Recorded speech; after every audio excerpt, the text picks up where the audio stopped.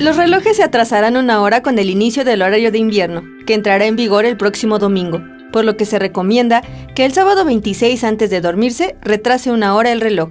La implementación de los horarios de verano e invierno se estableció desde 1996 con el objetivo de ahorrar energía eléctrica por medio del mejor uso de la luz solar.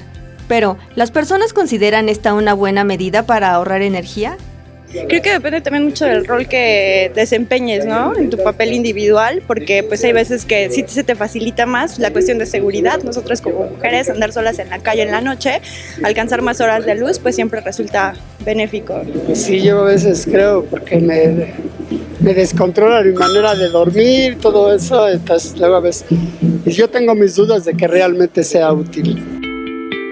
Si bien esta medida se implementó en ayuda al medio ambiente, ¿puede causar problemas en las personas?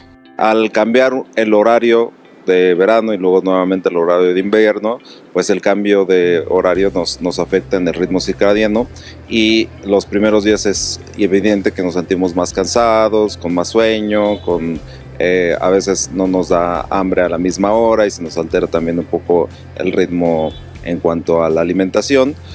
Habitualmente esto es temporal.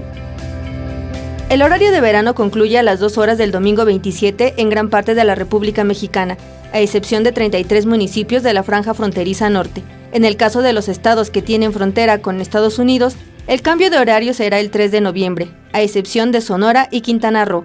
Estos dos estados no participan debido a razones turísticas y económicas. Con imágenes de Manuel Hernández, Mariana Sánchez, 21 Noticias.